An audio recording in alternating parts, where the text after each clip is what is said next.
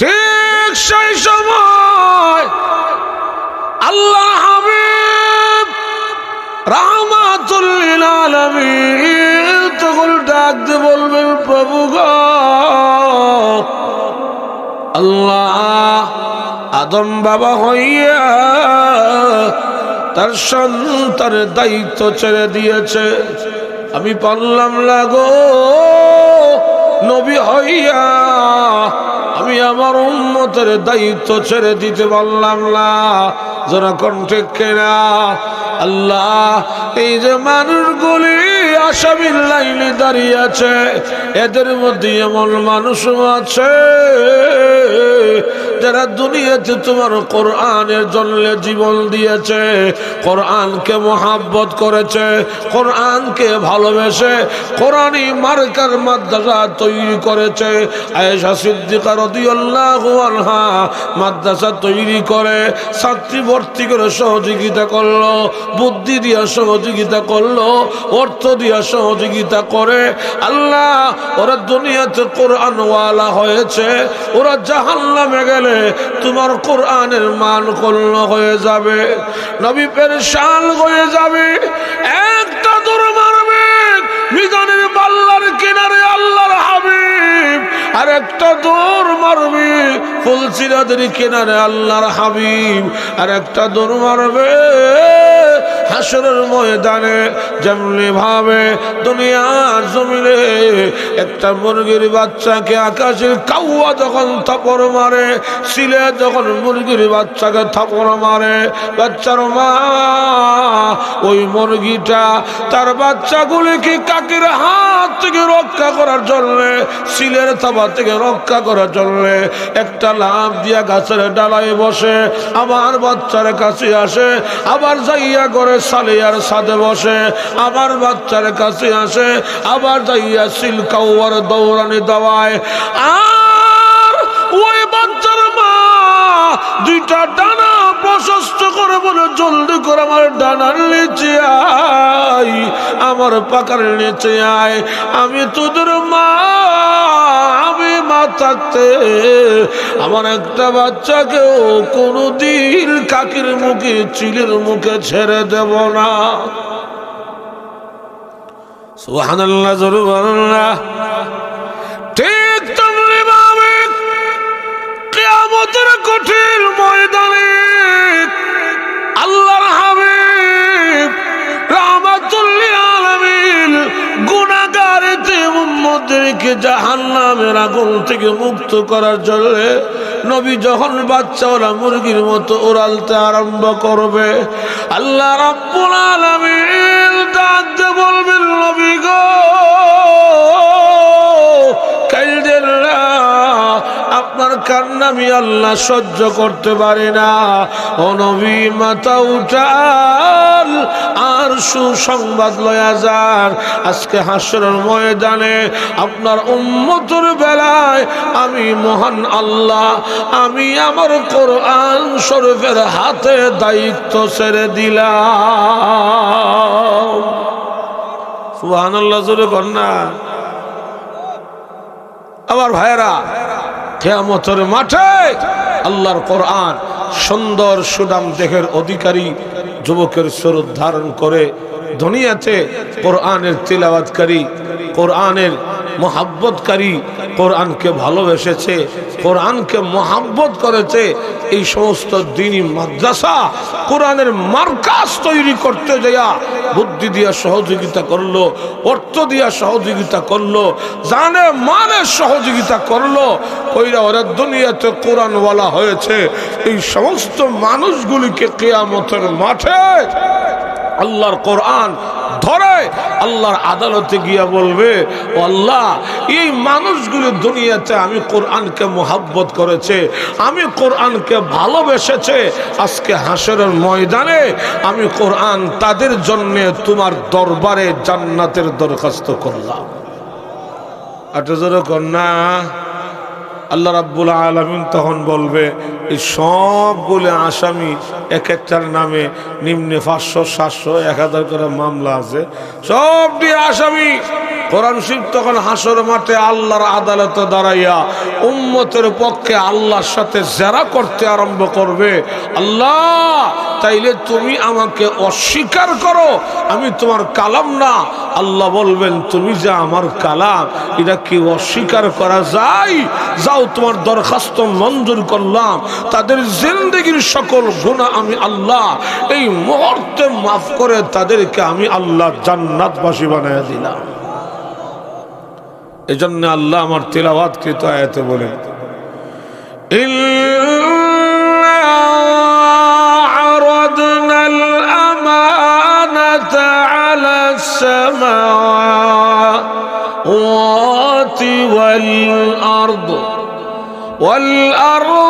والجبال فأبين أن يحملنها وأشفقن منها وحملها الإنسان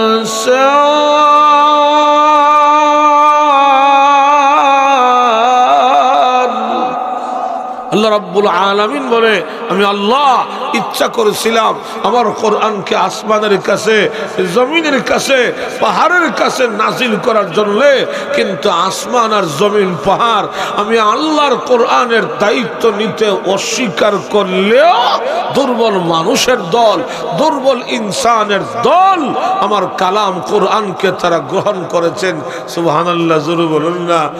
আর শুধু এখানে নয়, দুনিয়াতে আমার ছেলে হাফেজ কোরআন হইলে, দুনিয়াতে আমি হাফেজ কোরআনের বাবা হতে পারলে, আমি দুনিয়া থেকে বিদায় হওয়ার সময় আমার যখন সাকরাতের কষ্ট আরম্ভ হয়ে যাবে, ওই সময় আমার কোরআন ওয়ালা সন্তান যদি আমার পাশে গিয়া বসে, সূরা ইয়াসিনের তিলাওয়াত করে, সূরা মুলকের তিলাওয়াত করে, আল্লাহর নবী বলে, শোনো, তোমার সন্তানের কোরআনের তিলাওয়াতের বরকতে তোমার মৃত্যুর যন্ত্রণা, তোমার মরণের কষ্ট আল্লাহ তোমার জন্য দূর করে দিবে।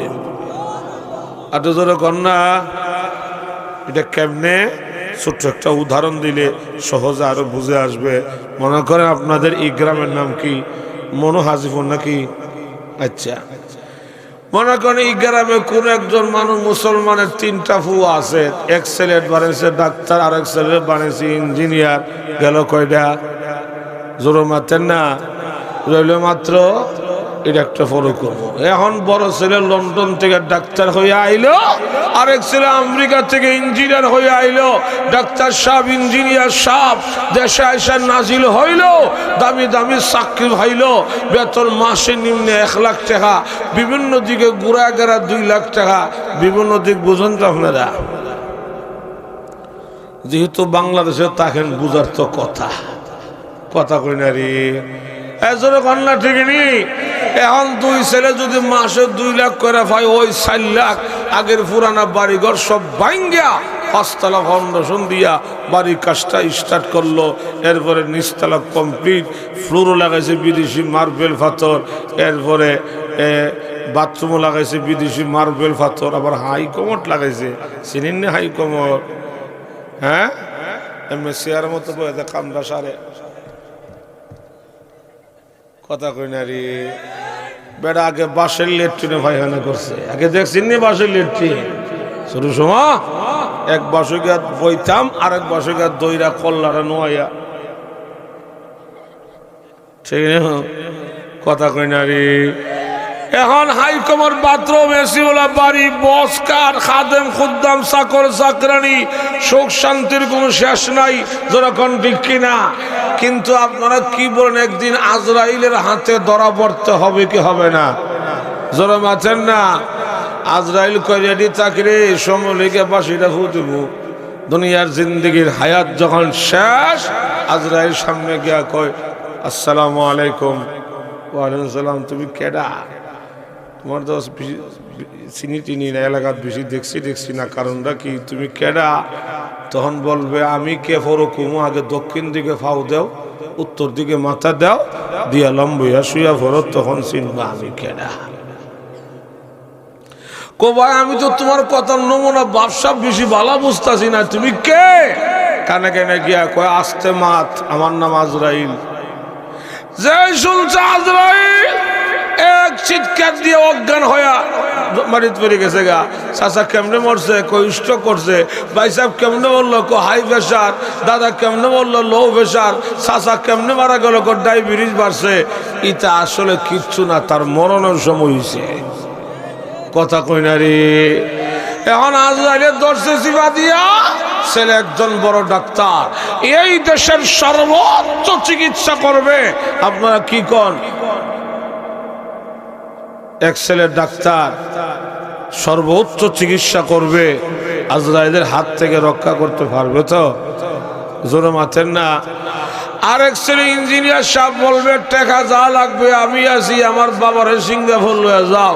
আজরাইল তখন কইবার লইয়া যাস না সিঙ্গাপুর, আমি তোর আগে সিঙ্গাপুরে গেট খাড়া আছি। আমার ভিসা লাগতো না, পাসপোর্ট লাগতো না, ইমার্জেন্সি টিকিট লাগতো না, লইয়া যা সিঙ্গাপুর। এখন ডাক্তার ইঞ্জিনিয়ার সব যখন ব্যর্থ হয়ে গেল গা, মনে করেন 3 নম্বর ছেলেটা বাবা সুস্থ থাকা অবস্থায় গিয়া দিয়েছিল মাদ্রাসায়, আর মনে মনে সিদ্ধান্ত নিয়েছিল আমার এই ভুলাডারে আমি আখিরাতের ব্যাংকে জমা করে দিয়া গেলাম, আমার এই ভুলিডারে আমি আখিরাতের ব্যাংকে জমা করে দিয়া গেলাম। এখন ছেলে মাদ্রাসায় ভর্তি হইয়া অল্প দিনের ভিতরে হাফেজে কোরআন 30 পারা কোরআন সে তার সিনার মধ্যে জমা করছে। এখন সে হাফিজ সাহেব। আপনারা কি কন? হাফিজ সাহেবের দাম আছে তো? জোরে মাতেন না। আমরা তো মনে করি হাফিজ সাহেবের কি দাম, বেটা মদ যিনি করবো, সুবিনা করবো, দাওয়াত খাইব, এটা বুঝে হাফিজ সাহেবের কাম। আরে না না, একজন হাফিজে কোরআনের দাম কত কিয়ামতের। আচ্ছা ঠিক আছে।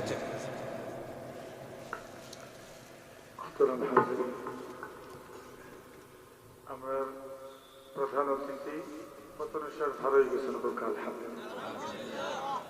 আপনারা আসছেন। আমরা খালি বারবার দিকে মানুষ আছেন, মানুষ আছেন।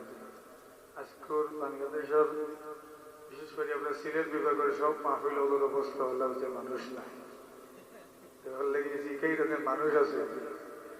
তা আমরা তো এখান গর্বের সাথে হইতে পারবো যে আমরা হলে এখনো আসি আলহামদুলিল্লাহ। আমি বেশি তো শিবানটা আর রাজীবপুর হিসাবে আমরা বৃদ্ধাশ্রম দেই না, ঠিক নেই? বাংলাদেশে যত বৃদ্ধাশ্রম আছে, কোন একটা বৃদ্ধাশ্রমে কোন হাফেজ আলেমের বাপ মাকে আপনি দেখাতে পারবেন না। তবে ইদানিং কিছু বাটফারি শুরু হয়ে গেছে। কইতাম নি এই বরকতের নামে হুজুর টেহামিতে বরকত আছে, এই বরকতের নাম দিয়া ফান্ড টেহা আছে ঠিক, কমিটির লোকেরা ইমাম সাহেবের বেতন বাড়ায় না, ঠিক নেই? আপনারা ঠিক না কইলেও আমারটা ঠিক। ফান্ড টেহা আছে, মসজিদ ইনকাম আছে, মাদ্রাসার ইনকাম আছে, কিন্তু বেতন বাড়ানোর কথা শুনলে কমিটির সভাপতি শরীরের মধ্যে অ্যালার্জি শুরু হয়ে যাগা। যখন ঠিক কিনা? হাসরের মাঠে বহুত মাদ্রাসা মসজিদের সভাপতি, সেক্রেটারি, ক্যাশিয়ার জালিমের কাতারে দাঁড়াবে। যখন ঠিক কিনা? আপনি একজন ইমামের মাথার মধ্যে পুরাটা আখিরাত আপনি সইপা দিয়া আপনি নামাজে দাঁড়াইলেন, পুরো আখিরাত তার মাথার মধ্যে দিয়া দিলেন।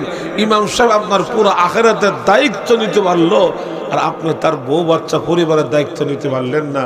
আপনি কিসে সভাপতি মিয়া? কে বলছে আপনাকে সভাপতির দায়িত্ব নিতে? লজ্জা করে না আপনার? কে বলছে আপনি সেক্রেটারি হইতেন? এই জন্যে সহি শুদ্ধ নামাজ, বিশুদ্ধ নামাজ যদি আপনি একজন আলেম পিছনে পড়তে চান, তার পুরা দায়িত্ব আপনাকে নিতে হবে। পেটা বেতন 10,000 টাকা মাসের শেষে বউ ফোন দিছে, ঘরে কিন্তু চাউল নাই। মা ফোন দিছে, বাবা রে আমার কিন্তু ওষুধ নাই, টাকা লাগবো। মাইয়া ফোন দিছে, বাবা আমার কিন্তু স্কুলে বেতন দিতে হবে। ছেলে ফোন দিছে, বাবা আমার কিন্তু প্রাইভেটে বেতন দিতে হবে। সব টেনশন মাথাতে ইমাম সাহেবকে দাঁড়াইছে মিম্বর, আল্লাহু আকবার, আলহামদুলিল্লাহি রাব্বিল আলামিন। এমনি মনে পড়ছে বউ ফোন দিছে, ঘরে চাউল নাই। আর রহমানির রহিম মালিকি ইয়াউমিদ্দিন। আবার মনে হয়েছে মা ফোন দিছে, ওষুধ নাই, টেকা শেষ। ছেলে ফোন দিছে, বাবা স্কুলে বেতন লাগবো। এই যে টেনশনকে ভিতর ঢুকছে, ইমাম সাহেব যদিও ওনার দেহ মিম্বর মন গেল বাইত, যখন ঠিক না নামাজ হইব, হ্যাঁ ফাইজলামি ছেড়ে দেন, ফাইজলামি ছেড়ে দেন। এই বরকত নাম দিয়ে আলেমদেরকে ঠকাবেন না, ঠিক আছে তো ইনশাআল্লাহ? সবাই ঠিক কয় না। বরকতের নামে কোন আলেমকে ঠকাবেন না, যেরকম ঠিক না। আমার ভাইয়েরা, এখন দেখুন লক্ষ্য করে বলতেছিলাম, ওই যে এদেশের ওলামাই কেরামরা আমরা বাত পাই না, এটা বল বাত আমরা পাই না, না বাত আমরা খাই না, যেরকম ঠিক কিনা। শোনেন, বেতন যদি আমরা কম পাই আলহামদুলিল্লাহ, মার্কেটের শ্রেষ্ঠ দামি কাপড়টা আমরা হুজুররা করি। বিশ্বাস না করলে স্টেজে আয়া দেখেন, যত হুজুর বই রিজারে কাপড়টা চেক করে দেখেন, আপনার থেকে 1000 গুণ দামি কাপড় আমরা হুজুরা পিন্ধাতে রেখেছে, যেরকম ঠিক না। মার্কেটের শ্রেষ্ঠ দামি 30-20টা আমরা বউরে পরাই, এরপরে হুজুর আমার মাইয়ারে কিতা খাওয়াইব, ধরো বেটা খাটাস, যেরকম ঠিক নেই। আমার ভাইয়েরা, এখন দেখুন লক্ষ্য করে, এখন এই অবস্থার মধ্যে ওই হাফিজ কোরআন ছেলে কয়জন না হয়েছিল? 8 জন। হাফিজ সাহেবের মা এবং বাবা, দাদা দাদি, নানা নানি, শ্বশুর শাশুড়ি কয়জন হয়েছে? আর 2 জন হইলো এরা যারা ভাত খাওয়ায় হাফিজ সাহেব বানাইছে। এর যে লজিং থেকে হাফিজ সাহেব হয়েছে, এই ঘরের জামাই আর বউ, এই 10 জন মানুষ লইয়া একজন হাফিজ কোরআন কিয়ামতের মাঠে হাসতে হাসতে জান্নাতের দিকে যাবে। সুবহানাল্লাহ, জোরে কন্যা। এটা শুধু হাফেজদের বেলায়, আর হক্কানে আলেমদের বেলা কোনো সংখ্যা নাই, কোনো সংখ্যা নাই। 10 জন, 20 জন, 50, 100, 500, 1000, 10,000, 50,000, 1 লক্ষ, যার কোনো সংখ্যা নাই। কিয়ামতের মাঠে হাজারো হাজারো মানুষের বহর লইয়া হক্কানে আলেম পীর বুজুর্গরা হাসতে হাসতে জান্নাতের দিকে যাবে। যা আমার কথা না, আল্লাহ কোরআনে বলেন, فادخلي في عبادي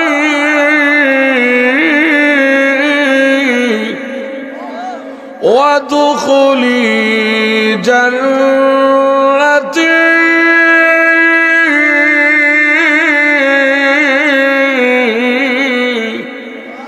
আল্লাহ রাব্বুল আলামিন বলেন, আমার প্রিয় বান্দাদের অন্তর্ভুক্ত হও, এর উপরে তোমরা জান্নাতে যাও। সুবহানাল্লাহ, জোরে বলুন না। দেখা যাবে কিয়ামতের মাঠে জান্নাতের টিকিট লইয়া এক লাইনে দাঁড়িয়ে থাকবে হাফিজ হুজুর রহমতুল্লাহি আলাইহি, আরেক লাইনে দাঁড়িয়ে থাকবে গহরপুরে হুজুর রহমতুল্লাহ আলাইহি, আরেক লাইনে দাঁড়িয়ে থাকবে বড় নাফিস সাহেব রহমতুল্লাহ আলাইহি, আরেক লাইনে দাঁড়িয়ে থাকবে শেহে কাতিয়া, শেহে বাগা, মুফতি আমিনী, শাইখুল হাদিস আহমদ শফি, জুনায়েদ বাবুনগরী, ফখরে বাঙ্গাল, ব্রাহ্মণবাড়িয়ার বড় হুজুর সহ এই সমস্ত হক্কানে আলেম পীর বুজুর্গরা যখন জান্নাতের টিকিট লইয়া জান্নাতের লাইনে দাঁড়িয়ে থাকবে, হাজারো হাজারো মানুষ জাহান্নামের টিকিট হাতে পাইয়া দিশেহারা হইয়া ওই আলেমদের কাতারে গিয়া বলবে, হুজুর আপনি আমাকে রেখে জান্নাতে চলে যাচ্ছেন, আপনাকে আল্লাহ জান্নাতের টিকিট দিয়েছে, এই দেখেন আল্লাহ আমার হাতে জাহান্নামের টিকিটটা ধরায় দিছে, তবে দুনিয়াতে আমি আপনাকে মোহাব্বত করতাম, দুনিয়াতে আমি আপনাকে ভালোবাসতাম, এই সূত্রে একটু আল্লাহ কাছে কর না, আপনি কইলে কি তা আপনাকে গোতা মারবো, কোন একটু আল্লাহ কাছে। তখন বলবে, বেশি কথা কইস না, আমার পিছে গা উবাই থাক। সুবহানাল্লাহ, জোরে কর না। বেশি কথা কইস না, আমার পিছনে গিয়ে দাঁড়ায় থাক। আরেক দল গিয়া বলবে, হুজুর আমি আপনার মাদ্রাসায় সাহায্য করছিলাম, একটু আল্লাহ কাছে কর না, আমি তো জাহান্নামের টিকিট পাইছি। তখন বলবে, আমার পিছে খাড়িয়ে থাক। আরেক দল গিয়া, হুজুর আমি তো আপনার মুরিদ আছিলাম, তখন বলবে, আমার পিছনে খাড়িয়ে থাক। এইভাবে হাজারো হাজারো মানুষের বহর লইয়া হক্কানে আলেমরা হাসতে হাসতে জান্নাতের দিকে যাবে। সুবহানাল্লাহ, জোরে কর না। এই জন্য আল্লাহ বলেন, فادخلي في عبادي ওয়াদখুলি জান্নাতি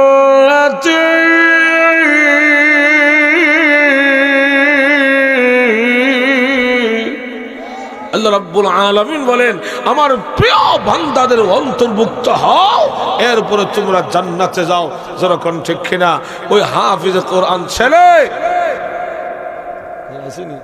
আচ্ছা ঠিক বাকি